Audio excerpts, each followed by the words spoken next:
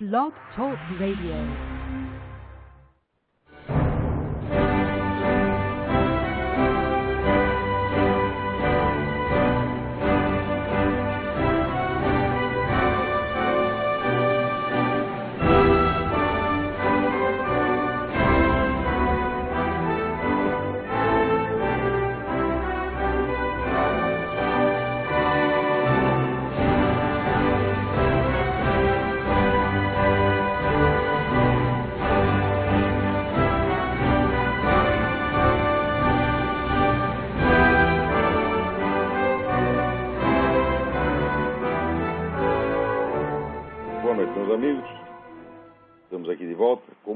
Começamos esse programa invocando a Santíssima Virgem Maria, o Santo Padre Pio de Pietrelcina, para que roguem a Deus que nenhuma injustiça se cometa nesse programa. Hoje eu vou apressar um pouco aqui os nossos comentários da semana, porque nós temos uma surpresa para vocês. Daqui a pouco vocês vão saber do que se trata. Mas por enquanto é o seguinte: até um ano atrás, 2 anos atrás, se você falasse em governo global no Brasil, todo mundo ria da sua cara e dizia que você era um teórico da conspiração. Mas assim, quer dizer, não adiantava a massa de documentos, a massa de provas que você apresentasse, todo mundo... No Brasil é o seguinte: você diz qualquer coisa que sai um pouco do cotidiano imbecil da classe média baixa, você é louco. Quer dizer, o mundo que existe no Brasil, o mundo com as pessoas acreditam, vamos dizer, aquele círculo, né, de aquele horizontezinho de visão de um homem de classe média. Isso em todas as classes da sociedade. Eles são intelectuais, empresários, comandantes militares, são todos assim. É todo sapo no fundo do poço, né? O sapo no fundo do poço pergunta para ele o que é o céu, ele diz que é um buraco no teto. Esse pessoal é assim. O que quer que escape do buraco onde eles estão enterrados, eles não enxergam e negam e riem de você se você informa que existe. Agora está aí o novo presidente da União Europeia, Herman Van Rompuy, e já disse, 2009 é o primeiro ano do governo global. E marcou como data do advento do governo global a próxima conferência sobre o clima em Copenhague. Porque a maneira de você introduzir mudanças políticas revolucionárias hoje é completamente diferente do que era umas décadas atrás, ou na primeira metade do século, quando os camaradas faziam revoluções, davam golpes de Estado, né? O Mussolini fazia lá marcha sobre Roma, essa coisa, tudo isso está ultrapassado, né? Eles viram aquilo que mais funcionou em matéria de golpe de Estado, que foi a eleição do Hitler na Alemanha, né, que ele foi eleito pela maioria da população e foi fazendo todas as modificações de maneira inteiramente dentro da lei. Quando a lei não dizia o que ele queria, ele mudava o sentido da lei e pronto, continuava dentro da lei. E os caras estudaram muito isso e adotaram isso como processo universal. Então hoje, você quer instituir um governo global, você não vai fazer uma revolução e tomar o poder no mundo, né, e impor pela força ao mundo inteiro. O que você vai fazer é simplesmente se utilizar de 1001 pretextos técnicos, realmente incompreensíveis à população para ir criando certas mudanças legais que, no conjunto, criam uma nova situação de fato. E essa nova situação de fato é o quê? O governo global. Quer dizer, até ontem existiam as nações soberanas, com os seus governos, suas constituições, etc, etc. De repente, uma conferência de clima. Note bem o que é isso, pô. Eles disseram assim, é uma Assembleia Constituinte Mundial? Não, é uma mera conferência de clima. Como é que se introduz um governo mundial? Isso é simples. Você introduz um imposto mundial, né, e uma administração, gerenciamento planetário do clima. E pronto, isso aí tem poder de polícia sobre o mundo inteiro e fica constituído o governo global. Tudo isso, inclusive, dando uma impressão de irrealidade. Parece que não está acontecendo. É tão louco que parece que não está acontecendo. Mas, vamos e venhamos, o nazismo também não foi assim? Quando chegava aqueles camaradas aqui em Nova York dizendo, olha, tem lá, o alemão está matando um monte de judeu, está aqui no campo de concentração, ninguém acreditava, todo mundo olhava para o sujeito e falava, você está louco, tá? Você é teórico da conspiração, está inventando coisas, essas coisas não acontecem. Né? Quando, com relação ao comunismo, pior ainda, quer dizer, quando se contava o que estava acontecendo na União Soviética, todo mundo chamava o sujeito de louco. Né? O tal do Joe McCarthy, por exemplo, que nunca falou mentira nenhuma, tudo que ele disse é verdade a respeito do comunismo. Não chamaram o cara dos piores nomes, chamam até hoje, pô. Mesmo depois de tudo comprovado, quer dizer, a coisa mais revoltante do mundo é a incredulidade do idiota. O idiota só acredita naquilo, vamos dizer, que ele acreditava ontem e anteontem, e naquilo que todos os amigos dele acreditam, e que a mãe dele acredita, e que o cachorro dele acredita, o gato dele acredita. Ele só acredita nisso aí. O que é que vem de fora, ele não atinge. Agora, enquanto isso, o deputado italiano Mario Borghezio, tem até uma gravação, procure pelo nome, Borghezio, B-O-R-G-H-E-Z-I-O, Mario Borghezio, procure no YouTube, tem uma gravação dele, onde ele diz que o senhor Van Rompuy, o presidente da Europa, né, é um membro do Grupo Bilderberg e da Comissão Trilateral, como seria de se esperar. O que é Grupo Bilderberg? É a autoconstituída Assembleia Mundial. Os caras vão lá e decidem o que nós podemos comer, o que nós podemos vestir, o que nós temos que fazer, que imposto a nação pode cobrar, que imposto não pode. Eles decidem tudo, é um grupo de milionários absolutamente loucos, porque a maior tragédia do mundo é você dar dinheiro na mão do idiota. E lá então tem 300 idiotas cheios de dinheiro que pagam um monte de intelectual de aluguel e técnicos e engenheiros, etc, etc, para bolar as coisas mais mirabolantes e impõe aquilo como se fosse, né, a vontade de Deus ou a vontade popular universal. É assim que a coisa está hoje. Agora, a gente avisa os fulanos, escreve. Quem, pessoas que estudam o negócio, estão sabendo o que está acontecendo, a gente escreve, avisa. Né? Aí chegam os idiotas e dizem, teoria da conspiração. Ora, o maior argumento, a coisa mais profunda que esses idiotas são capazes de alegar contra o que eu digo é, Você imagina, você estuda, ajuda um monte de documento, tá? Isso não vale nada perto do É uma coisa de idiota mesmo, né? Agora, olha aqui, também está avisando. Né? Vocês leiam no Mídia Sem Máscara as matérias do Zé Nivaldo Cordeiro sobre o Confecom, que está aí, então, inventando, vamos dizer, controle de imprensa, essa coisa toda. Tudo isso está sendo planejado, gente. E sempre o pretexto é o contrário. É sempre a mudança, o change, tudo vai ser para melhor, e nós estamos democratizando. Né? Democratizando quer dizer o seguinte, ele diz, não, a mídia atualmente pertence a empresas particulares, isso não é justo.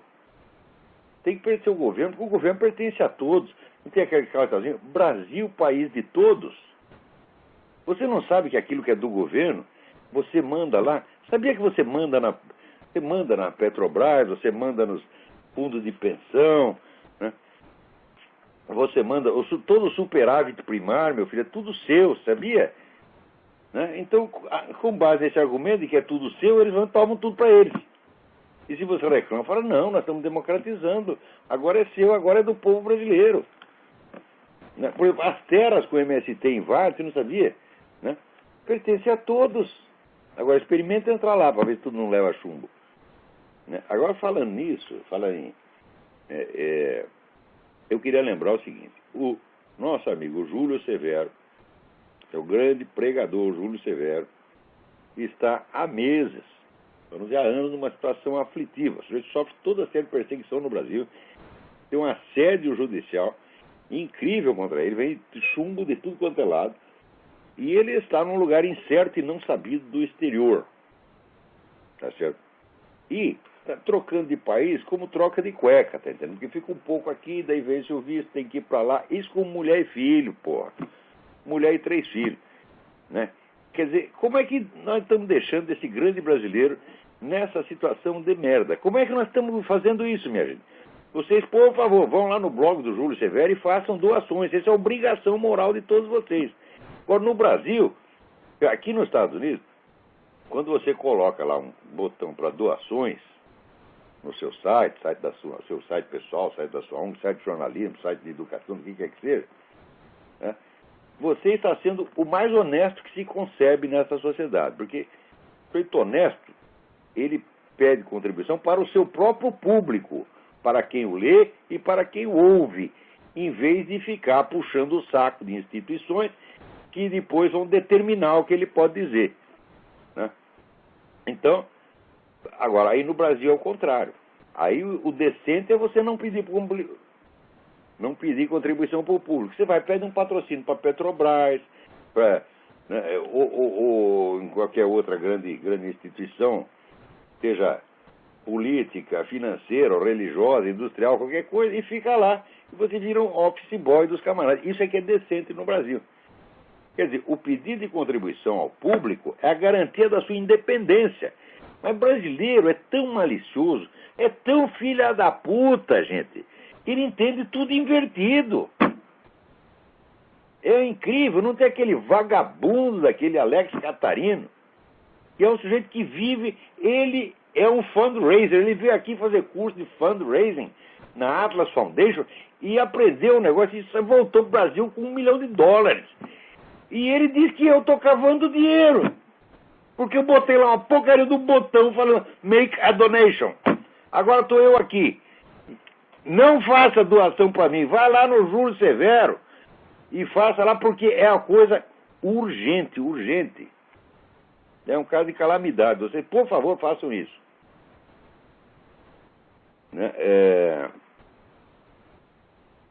Também aí o pessoal do Mídia Sem Máscara abriu agora uma sessão para patrocinadores, vão começar a publicar anúncios. Aí isso também todo mundo vai dizer, tá vendo? Ele está cavando dinheiro. Ele quer até publicar anúncio, olha que coisa feia. Né? Agora, o seu Frias, por exemplo, pode viver de anúncio, encher o cu de dinheiro de anúncio. Eu não posso botar um anuncinho lá, que todo mundo está vendo, ele só pensa em dinheiro. É uma coisa assim, absolutamente perversa. Né? Então, prestem atenção também nessa série de artigos do Zé Nivaldo sobre o Confecom. Isso é a coisa mais importante que está saindo na mídia eletrônica brasileira nos últimos tempos. Né? Agora, aqui, a gente olha para a escala dos grandes acontecimentos internacionais, é só porcaria que vem. Quando você olha a partida cotidiana também, né, a escala pequena, também é só merda que vem. Ok, essa semana, veja se pode, né? Um soldado aqui nos Estados Unidos, eu não sei em que estado aconteceu essa porcaria. Não estou conseguindo. Bom, não interessa, foi aqui em uma cidade americana.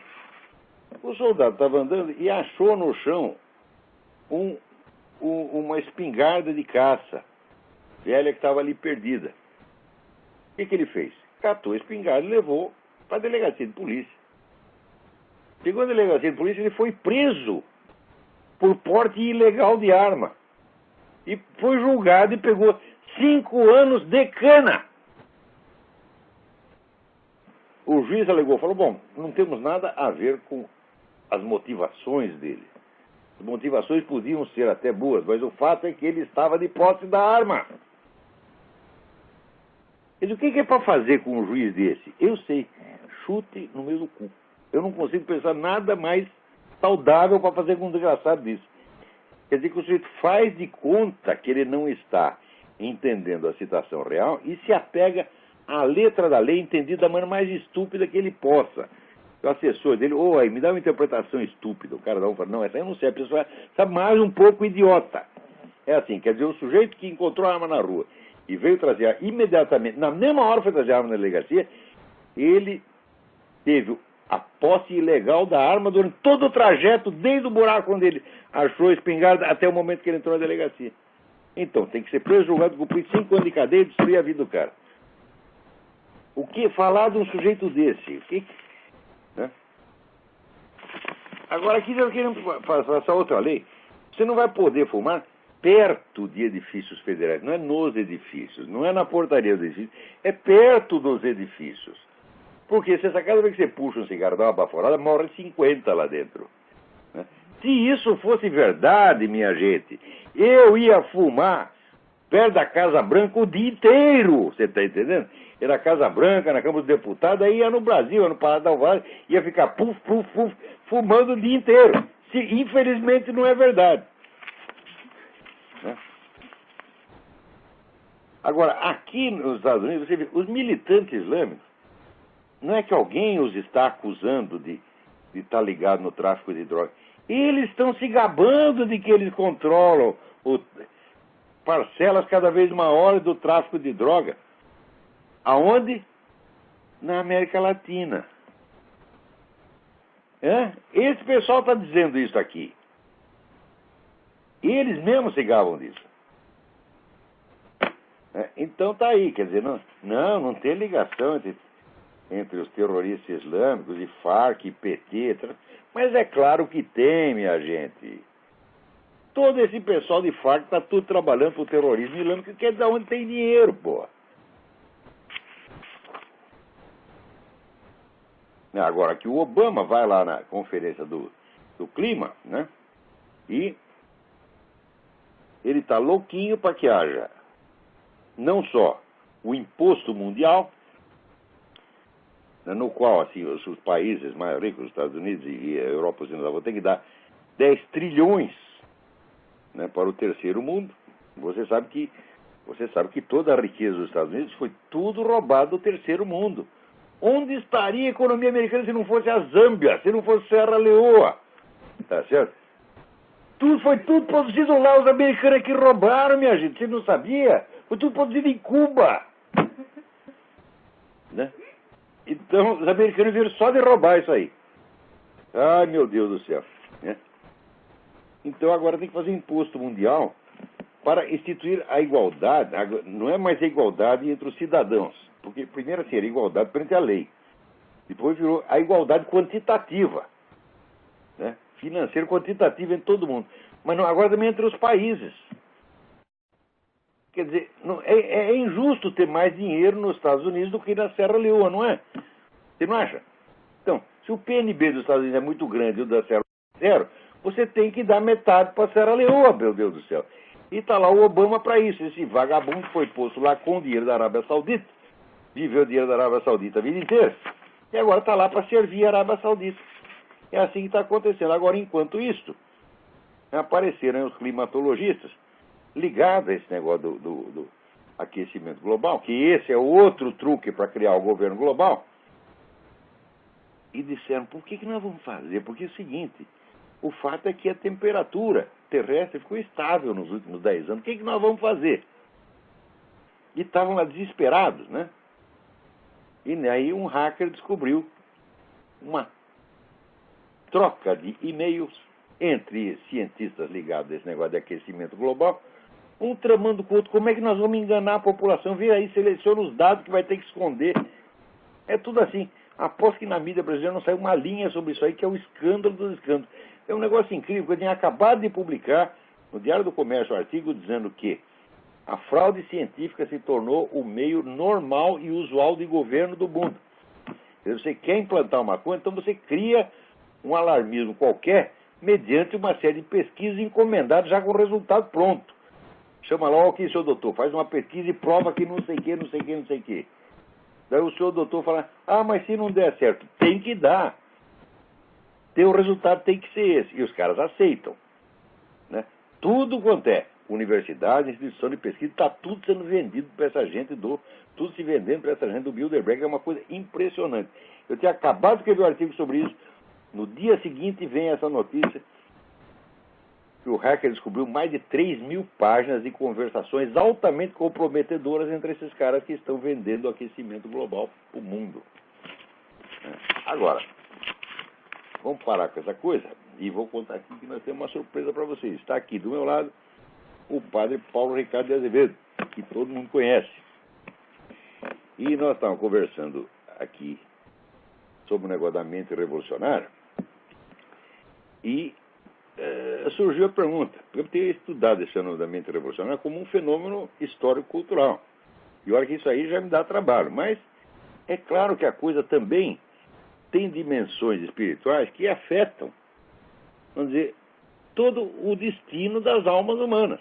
É todo, vamos dizer, o projeto divino para a salvação das almas e é afetado por essa coisa. Quer dizer, tem uma dimensão que vai muito além daquilo que eu tenho investigado. Então, é isso que nós vamos perguntar aqui para o Padre Paulo. Padre Paulo, como é que fica esse negócio do ponto de vista, quer dizer, da salvação das almas? Boa noite, Olavo. Boa noite a vocês. É uma alegria estar aqui com vocês nesse programa. Eu toda semana estou assistindo o programa do lado de lá, né? Agora estamos aqui juntos para ter essa conversa. Bom, veja, Olavo, a questão que sempre me intrigou muito é exatamente essa coisa que tudo aquilo que eu tenho aprendido ao longo desses anos, seguindo essas suas análises de conjuntura, e depois também a própria análise da mente revolucionária enquanto tal, nas suas aulas, etc., como isso vai exatamente de encontro à nossa visão, a visão tradicional da igreja, né? Assim, a coisa entra numa sintonia profunda com relação à questão de idolatria e de pecado. Ou seja, o que é que a mente revolucionária, né? O cara se coloca no lugar de Deus.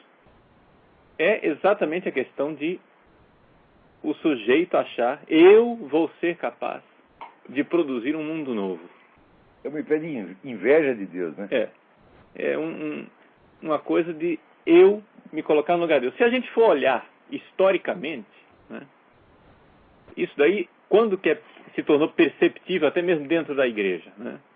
Se a gente for na Idade Média, Guilherme de Ockham, com a história do nominalismo, ele nega essa coisa de que Deus tenha um projeto e uma visão para o mundo, e as coisas não têm substância.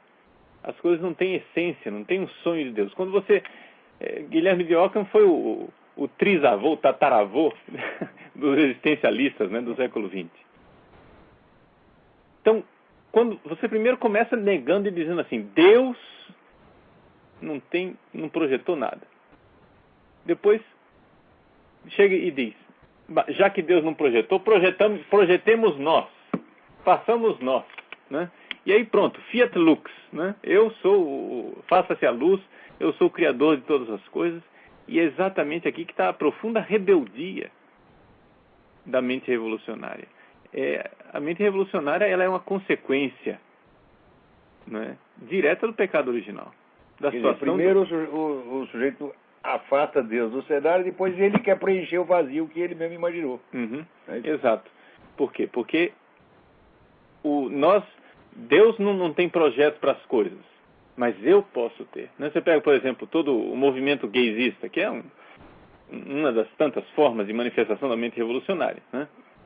Então, a primeira coisa você diz, Deus não tem um projeto para o sexo, né? Não existe certo e errado no sexo. Você relativiza.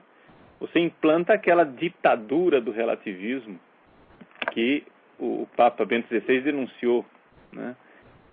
E uma vez que você implanta esse relativismo, aí você acha que vai reinar o mundo da tolerância? Não, é o contrário. É o mundo da intolerância. Da intolerância, exatamente. Por quê? Porque aí, já que não tem um Deus que manda nessa coisa, então vamos mandar nós, né?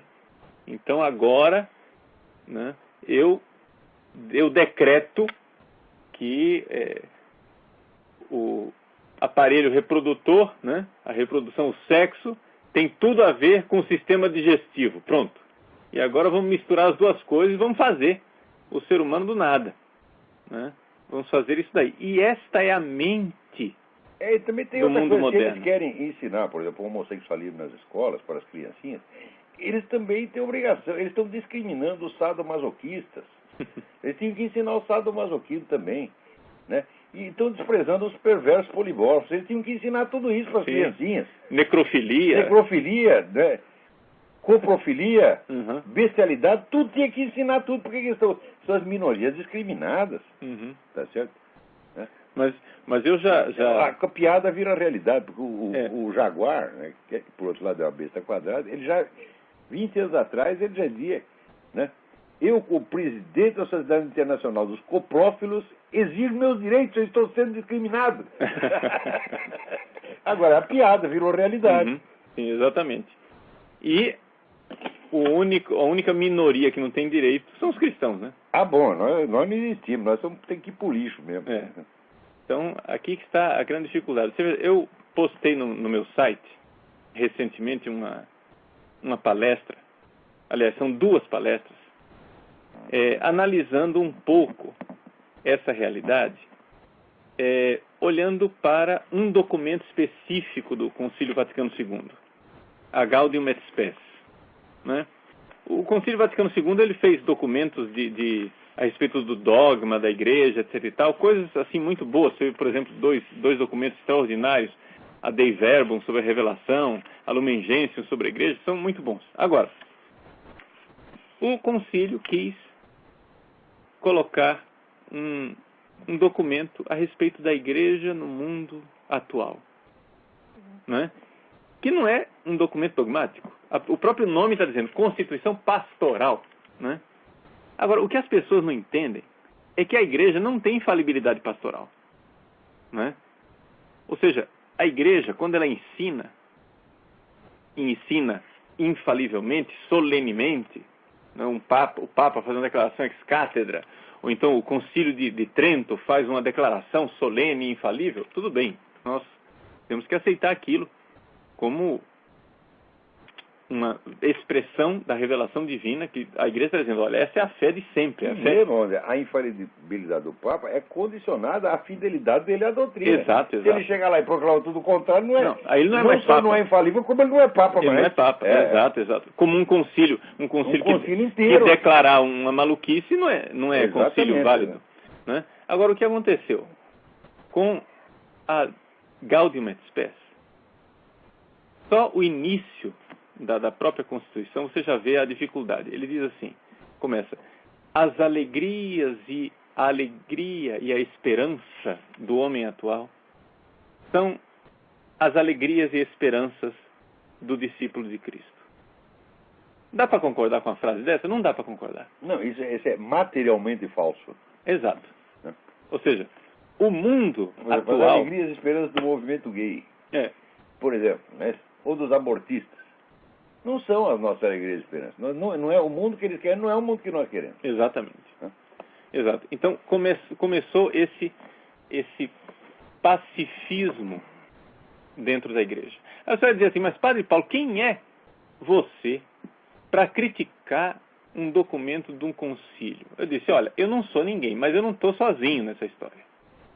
Existiu, por acaso, um outro padre que foi perito no concílio, chamado Padre Joseph Ratzinger. Não sei se vocês conhecem esse Padre Joseph Ratzinger. Já ouvi falar. Já ouvi falar, né? Que era perito durante o Concílio Vaticano II. E tão logo os padres conciliares assinaram esse documento, né? Naquele mesmo ano, 65, e no início do ano seguinte, 66, ele fez conferências em Münster, na Alemanha, onde ele era professor universitário, dizendo, gente, esse negócio aqui não vai dar certo, não. Está errado. Essa mentalidade está errada. Está errado dizer que a igreja e o mundo atual querem as mesmas coisas. Quer dizer, a maioria estava errada e esse cidadão estava certo. E Deus mostrou isso quando pegou o camarada lá do anonimato e botou na cátedra de Pedro. Exato. Agora, vejam só. Isso que o concílio disse não é uma declaração infalível, né? É simplesmente uma atitude pastoral de, até, digamos assim, que pela maioria, certamente a maioria quando assinou isso daí, assinou bem intencionada, né? Dizendo, até agora nós condenamos e não deu certo. Vamos ver se a gente alisando, né? E sendo simpático com eles, quem sabe vai dar certo agora. Vamos supor que houvesse essa boa intenção da parte da maioria, né? Agora, acontece que com o tempo, passados 40 anos desse documento... Não, mas esse é o tipo da aposta desesperada, né? E no Brasil, nós sempre votamos em gente de cultura e deu errado. Então agora vamos votar no analfabeto para dar certo. Mas você pode estar desesperado quanto queira. Você não pode apostar em qualquer coisa. Né? Agora, nós combatemos o comunismo, não deu certo. Então agora vamos ficar de braços abertos para o comunismo para ver se dá certo. Claro que não vai dar certo. Né? Exato. Então, essa mentalidade se arraigou dentro da igreja, e isso é uma grande dificuldade, porque fez com que a igreja, de alguma forma, ficasse aidética espiritualmente. Né? O que é que eu chamo de AIDS espiritual? O que é AIDS espiritual? A AIDS física é o corpo que não é capaz de distinguir o alimento amigo do vírus que é inimigo. Né? Então, ele pega um vírus aí e diz, meu amigo, e fica abraçando aquele vírus como se fosse amigo, e aquilo vai destruindo o corpo. Enquanto ele deveria soar o alarme e dizer, olha, isso vai destruir você. Então a igreja agora, ela está nessa ilusão de dizer, olha, se a gente amar esses malucos, se a gente amar, né, os revolucionários, se a gente amar os comunistas, eles vão nos amar também, né? Eles vão nos amar também. Que nada, você ama o cara, é aí que ele vai acabar com você. Pô. Exato. E ainda vai ficar rindo de você. Exato. E o que eu insisto ensinando para as pessoas é exatamente isso. Dizendo, gente, vamos lembrar de uma coisa. Quando o amor se fez carne, nós o matamos. O amor em pessoa, Deus, que é amor, veio, se fez carne, e o que é que nós fizemos? Abraçamos, dissemos, muito bem, bem-vindo, né? Que felicidade. Não, nós o crucificamos. Por quê? Porque quando os injustos veem o justo, ficam horrorizados com aquilo e querem acabar com ele. Exatamente. Querem acabar com ele, né? É o famoso verso de Terêncio, veritas odium parit. Isso. A verdade gera o ódio. Uhum. É isso? Exatamente. O Papa Bento XVI, quando ele era cardeal Ratzinger, ele experimentou muito essa questão do ódio, né? Contra a verdade. E uma vez ele fez uma conferência para uns padres do movimento Comunhão e Libertação. Ninguém se iluda, Comunhão e Libertação não tem nada a ver com teologia e libertação, não, né? A palavra é libertação, mas não... Sim, é diferente. É diferente, né? Monsenhor Giussani rolaria no túmulo se achasse que alguém... né? Então, ele fez um retiro para os padres da Comunhão e Libertação, e nesse retiro ele explicou o ódio do apóstata. O que é o ódio do apóstata? O apóstata é um cara que arranjou um jeitinho de viver o cristianismo light, um cristianismo dietético, né? Não, tá muito radical esse negócio de viver o martírio, né? Entregar minha vida por Cristo, né? Ser capaz de morrer, derramar o sangue por Jesus. Não, vamos fazer o seguinte, vamos arranjar um jeito mais adequado aos tempos modernos, né? Vamos adaptar. E aí ele arranjou um jeito de viver o evangelho solúvel, assim, diluído, né? O que acontece? Ao fazer isso, o que ele está fazendo? Ele está pisando na consciência dele. E aí diz o cardeal Ratzinger, e ele irá. Ele que violentou a sua consciência, irá também usar de violência contra qualquer um que recorde a ele aquilo que ele fez. Ou seja, quando alguém vem, eu acabei de trair o cristianismo, estou vivendo o cristianismo, né, light, um cristianismo politicamente correto, aceitável pelo mundo moderno. Quando alguém me lembra, quando Olavo de Carvalho me lembra isso, quando o padre Paulo Ricardo me lembra isso, quando o cardeal Ratzinger lembra isso, né, o que eu estou fazendo? Eu irei odiá-los, porque eles estão lembrando a mim mesmo a violência que eu fiz contra a minha consciência, né? Lembrando a mim mesmo a violência que eu realizei em mim. Então não pode acordar minha consciência. Então aqui que está essa grande realidade. Então a mentalidade revolucionária, espiritualmente falando, não é não somente uma idolatria de quem quer se colocar no lugar de Deus, mas é um ódio contra Deus. Um verdadeiro ódio contra Deus. Porque Deus não tem essa história de eu também, ou seja, Deus é Deus, mas eu também quero ser. Não tem esse negócio. Ou ele é e eu não sou, Deus. Ou então, eu sou Deus e ele não é. Mas o sujeito era Deus, ele tinha que ter nos avisado antes, pô. Teve essa ideia ontem, o que é?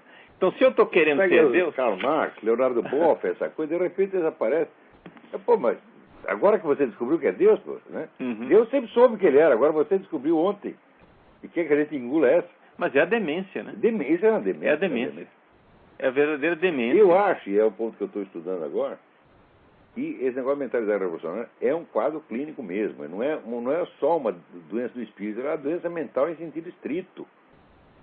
E tem o famoso livro do psiquiatra francês Paul Serrier, ele descreve o que ele chama de delírio de interpretação. E eu estou lá comparando uma coisa com outra e falo, meu Deus, mas a mentalidade revolucionária é exatamente a estrutura do delírio de interpretação. Eu não pude escrever nada ainda sobre isso, mas ainda vou escrever.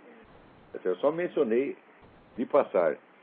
Mas, olha, esse pessoal é louco no sentido clínico. Mas já parece, olha, esse pessoal é Marco Aurélio Garcia, Tarso Genro, Fidel Castro, Hugo Chávez. Os camaradas são loucos no sentido estrito. Eles querem nos impor a situação do Dr. Mabuse, o cara maluco do hospício, faz a cabeça dos médicos e domina o hospício. A gente tem que parar com essa brincadeira. Exatamente. E essa questão tem consequências espirituais muito sérias, né?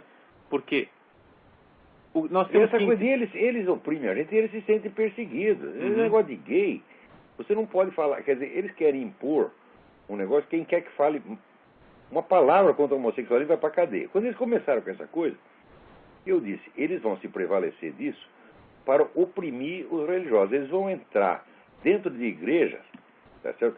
Travestidos, fazendo carnaval, e quem reclamar, eles vão poder andar da cadeia. Daí todo mundo, não, você está exagerando, imagina se eles vão fazer uma coisa. No dia seguinte fizeram. Aqui, agora é moda, eles invadem a igreja, fazendo aquele carnaval, aquele Sodoma e Gomorra, e se você reclamar, esse processo. Exato. Quer dizer, no Brasil tem a lei do ultraje a culto. Essa lei já existe, mas o sujeito vem e impõe uma segunda lei em cima daquela, que neutraliza aquela. Quer dizer, o cara te acusa de discriminar, você não pode dizer, não, mas ele praticou ultraje a culto. Isso simplesmente não é levado em consideração.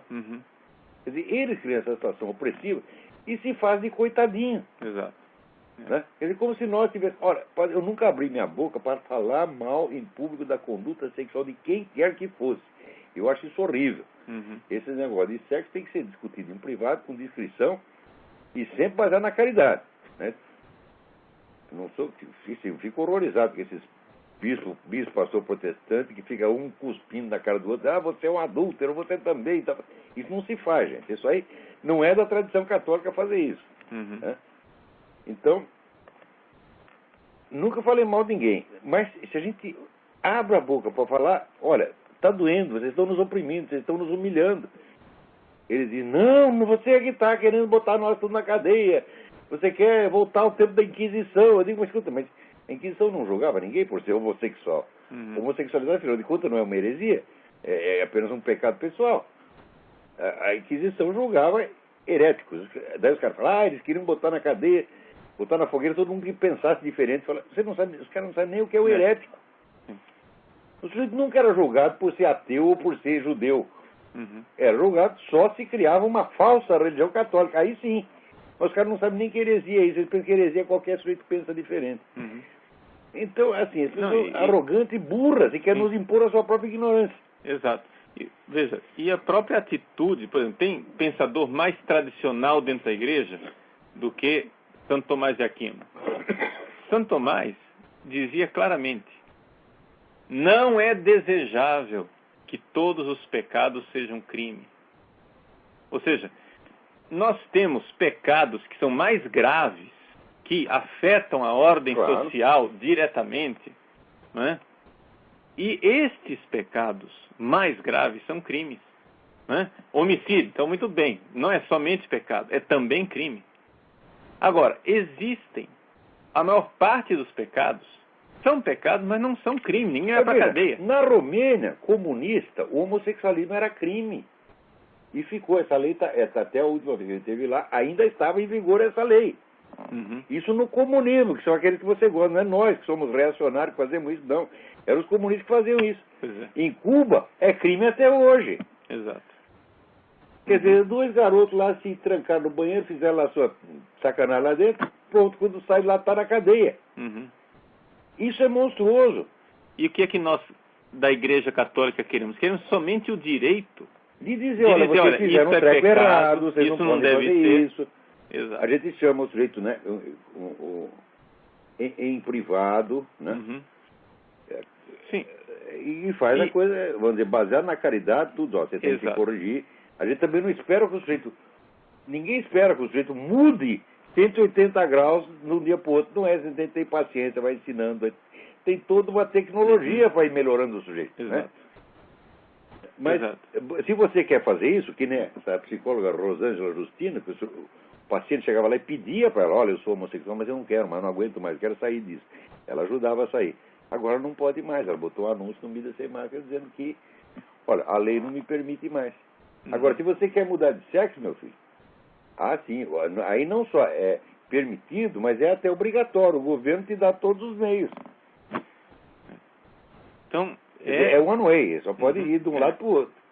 Não pode votar. A sistemática criminalização do cristianismo. Claro, mas essa é a ideia mesmo. O cristianismo vai sendo criminalizado. Agora, vejam só, nessas duas palestras que eu coloquei lá no meu site, né, eu tento mostrar um pouco, porque isso foi uma palestra que eu fiz para um grupo de jovens. Então eu faço uma linguagem para o jovem entender o que é que está acontecendo dentro da igreja. Porque as pessoas ficam abismadas. Por exemplo, está lá no catecismo da Igreja Católica. As pessoas que mais me perguntam, padre, está no catecismo da igreja isso daqui. Vamos supor que homossexualismo é pecado, sei lá, que masturbação é pecado, né? Pornografia é pecado. Só para pegar exemplos de pecados assim, sexuais. Aí eu vou lá me confessar e encontro um padre, e o padre diz, não, meu filho, isso daí já era, já passou. Não, isso aí é a visão romana, fechada, quadrada. Isso é o Papa, que é quadrado, já era. Mas aí vem as pessoas perguntar, mas padre, por que é que ninguém toma atitude? Por que é que um bispo e um padre desse não chama atenção? Por que é que ninguém toma atitude assim para não é para pôr o padre na cadeia, não, mas para pelo menos dizer, olha, isso daqui que ele está dizendo não é o ensinamento da igreja, com clareza, para que o fiel não fique desorientado. Não, mas já que se fizer isso, eles vão ser chamados de nazista, de fascista, Exato. Né, de assassino, já disseram, não, você é nazista, assassino de negros, mulheres e judeus. Eu já devo ter matado uns meia dúzia. Né? Veja, o pessoal da TFP, com a maior facilidade, o pessoal, não é só gente da esquerda, não, a mídia, a grande mídia, rotula o cara de nazista, de fascista. Outro dia, um membro da TFP me mandou 2 artigos que o Plínio Correia de Oliveira publicou em 1937, descendo o cacete do nazismo e dizendo que precisava tomar providência contra aquilo. 37, minha gente, era quando a Rússia estava lá, em segredo, ajudando a Alemanha a se rearmar, preparando o poderio nazista. Enquanto isso, estava o homem da TFP, né, clamando no deserto contra o nazismo. E depois, passa um tempo, a coisa vira. Ele que é o nazista. E os caras que ajudaram o nazismo a assumir, fica tudo no bem bom. Enquanto isso, no Brasil, todo mundo ficava calado, Getúlio no poder, claro. Né? Getúlio amigo de Hitler. Aqui nos Estados Unidos, o pessoal do Partido Comunista mandava os portuários fazer greve para que os Estados Unidos não pudessem enviar ajuda para a Inglaterra quando a Inglaterra estava sendo bombardeada pelos nazistas.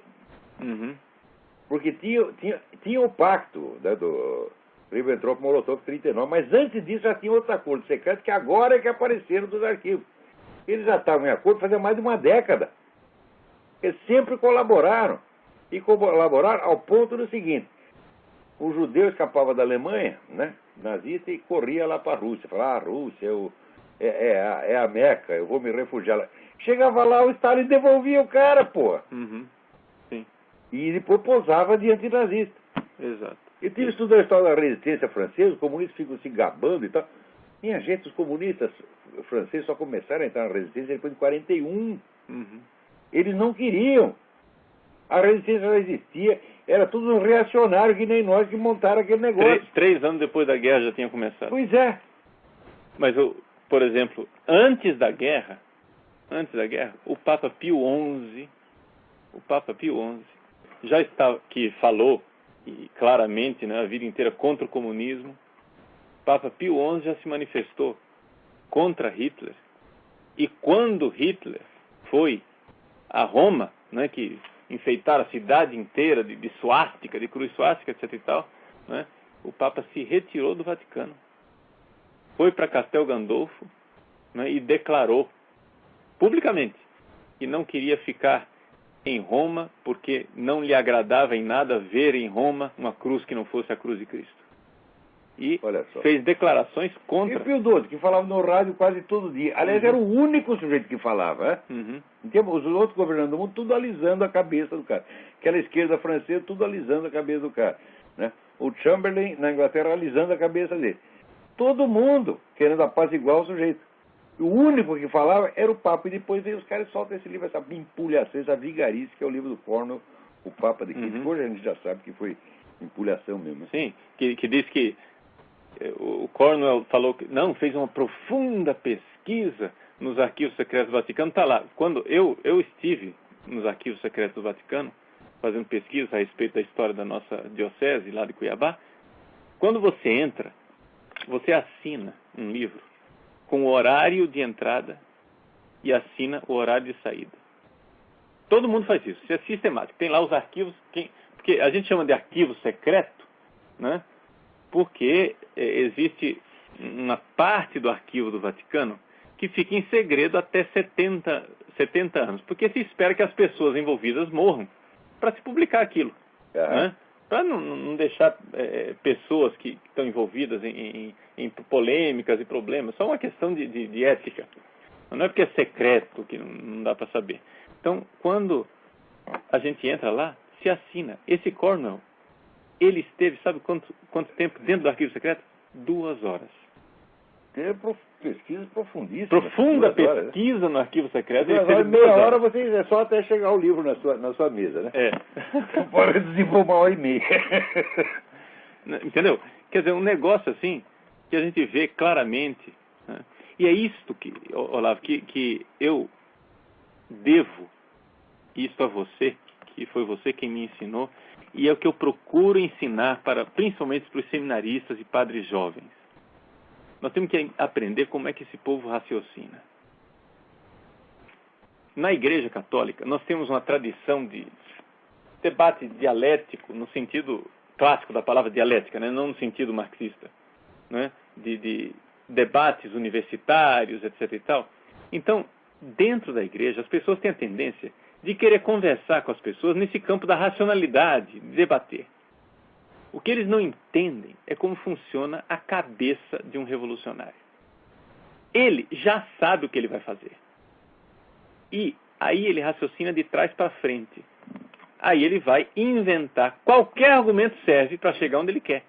Porque ele não crê na verdade. Os caras, eles mudam de ideologia. Exato. Quer dizer, não há uma coerência ideológica que nem o pessoal imagina. Não, o marxismo é uma coisa... É um monobloco, bloco monolítico. Né? Nunca foi. Aquilo é um saco de gato. Exato. Os caras trocam de ideia e nem trocam de meia, conforme a conveniência. Sempre foi assim. Exato. Por exemplo, a gente vê isso dentro da igreja, né? O que é que eles querem fazer dentro da igreja católica? Eles querem transformar a igreja, já colocaram isso na cabeça.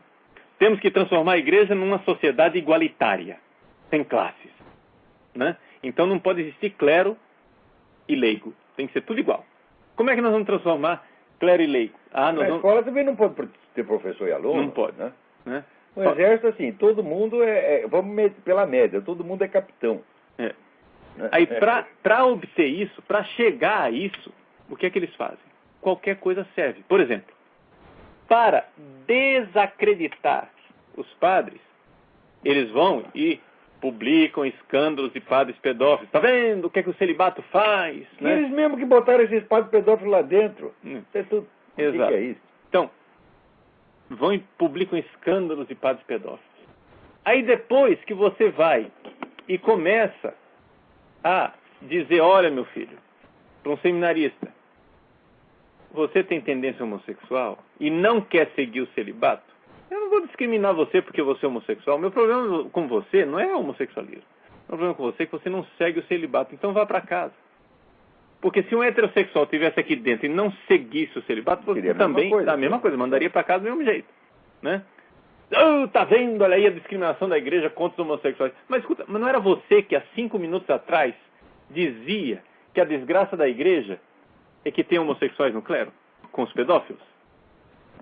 Entendeu? E agora, quer dizer, incriminam a igreja porque tem homossexuais e porque expulsam os homossexuais. Quer dizer, mesma... Mas eles fazem o serviço do diabo. Eles põem a tentação e a acusação. Eles induzem o sujeito ao mal e depois o acusam disso aí. Sim. De fazer o que eles mesmo mandaram.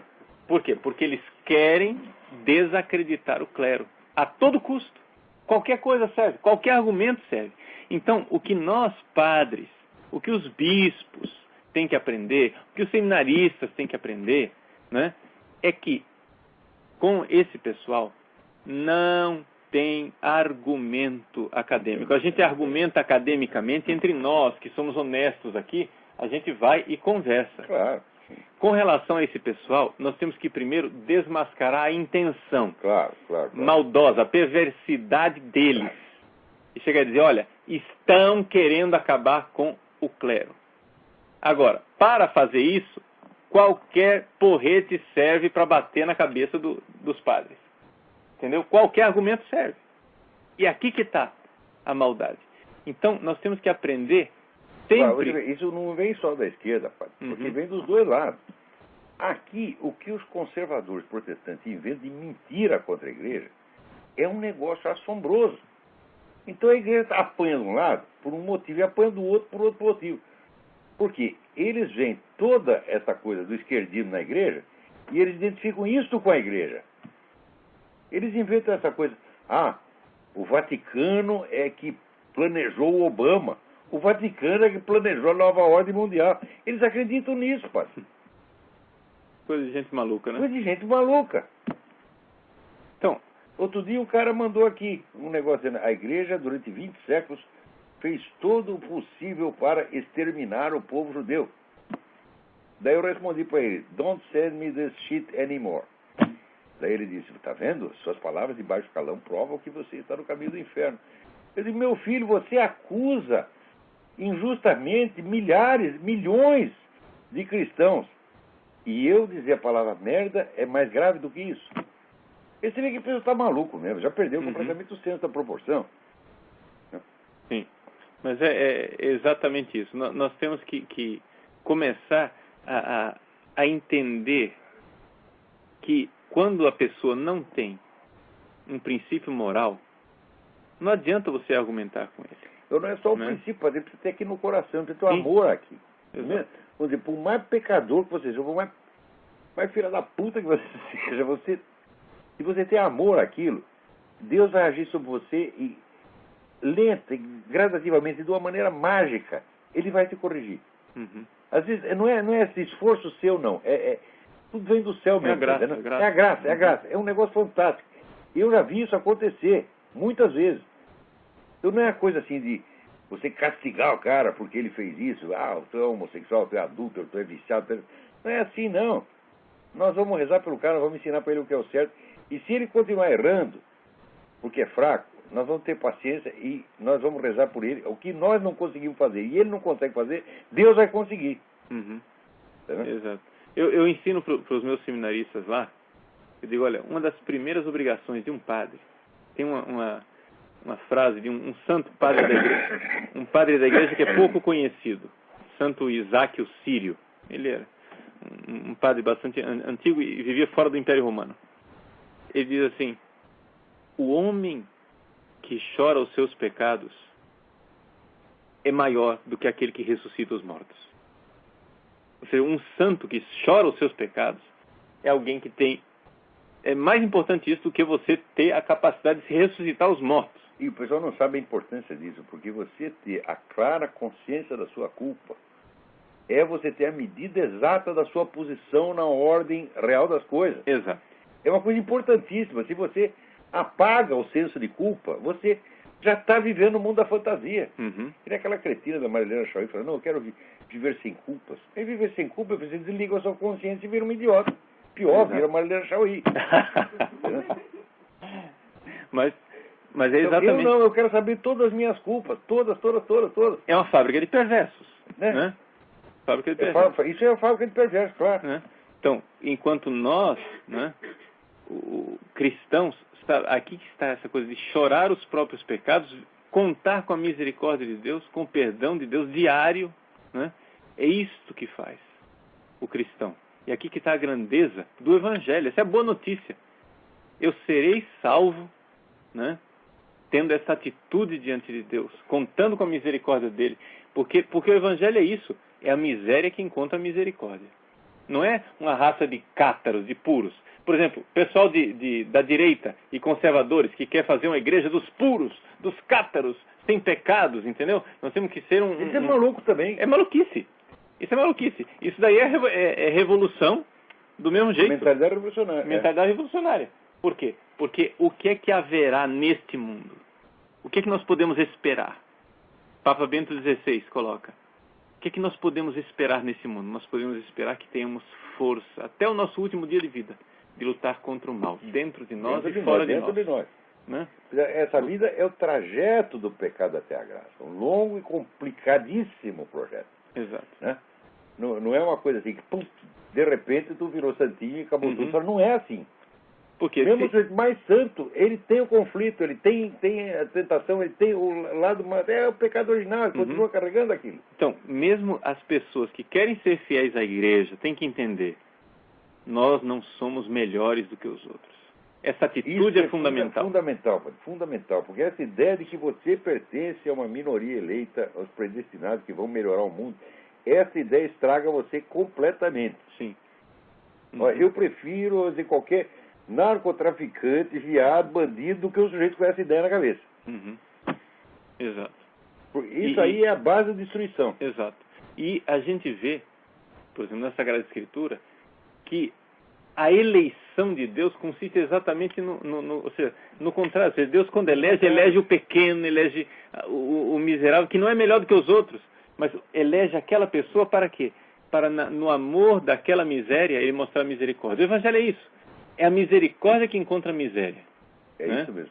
Enquanto a mentalidade revolucionária é o cara se achar o máximo. Eu salvarei o mundo. Né? Eu tenho a solução para tudo. Né? Eu vou resolver tudo. Peraí, tem alguém na linha aí querendo falar com a gente. Vamos ver quem é. Alô?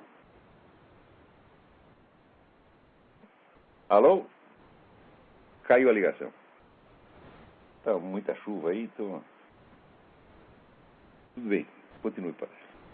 Então, eu gostaria de, assim, contribuição nesse programa, né, é dizer o seguinte, né, você, Olavo, não é um diretor espiritual, mas para dizer que isso... Eu não sou diretor espiritual nem de mim mesmo. O que é isso? Tá doido.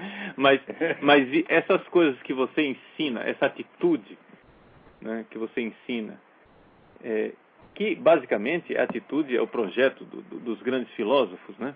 Ou seja, uma busca da verdade, perseguir a verdade continuamente, mesmo que isso deve me transformar por dentro, que eu admita meus erros, esse juramento de não ceder à mentira, né? Isto é um programa de conversão e de transformação espiritual, né? Eu gosto muito do seu seminário de filosofia e recomendei para muitas pessoas que seguissem o seu seminário de filosofia, porque é exatamente esse tipo de atitude, né, que nós, cristãos, também fazemos. Ou seja, o projeto que os antigos filósofos clássicos tinham e o cristianismo são dois projetos diferentes na sua forma de abordagem, porque um é pela parte da racionalidade, outro pela parte da revelação, mas que estão em profunda sintonia e que vão terminar na mesma coisa, né? vão terminar a mesma coisa. É por isso que a igreja, desde o início, e isso é uma coisa que o Papa Bento XVI insiste muito, a igreja, desde o início, fez um compromisso com a racionalidade. O Deus que se revela na Bíblia é também o Deus que se revela na criação. E por isso, se eu tiver, assim, a honestidade filosófica de ir investigando as coisas, eu terminarei lá. Como disse Santo Tomás de Aquino, né? Onde está a verdade, aí está o Espírito Santo. Sem dúvida, sem dúvida. Aí está o Espírito Santo. Então, eu acho que assim, eu não sou ninguém para ensinar os outros sobre isso aí, mas eu acho que se o sujeito fizer um compromisso com Deus, um pequeno, e ele se mantiver fiel àquele ponto, ao longo do tempo, os pecados dele vão sendo transformados de alguma maneira. E eu acho que isso funciona, porque comigo tem funcionado. Exato. Não posso dizer que vai funcionar com todo mundo, mas se você é um sujeito todo errado, não prometa corrigir tudo de uma vez. Pega uma coisa e fica naquilo, tá certo? E por intermédio daquilo, Deus vai ir, aos poucos, vai ir curando a sua alma. E exatamente aquilo que disse Jesus, né? A verdade vos libertará. Isso. A verdade liberta, ela vai transformando a pessoa. Né? E isso é graça de Deus. Não é nem... Mas acho que nós temos um minuto, menos de um minuto para terminar aqui. Tá bom, Lavo. Eu agradeço você me receber aqui na sua casa e no seu programa, e deixo para todos os ouvintes uma bênção especial. Muito obrigado. Então, gente, acabou o nosso tempo aqui, infelizmente. Até a semana que vem. Muito obrigado.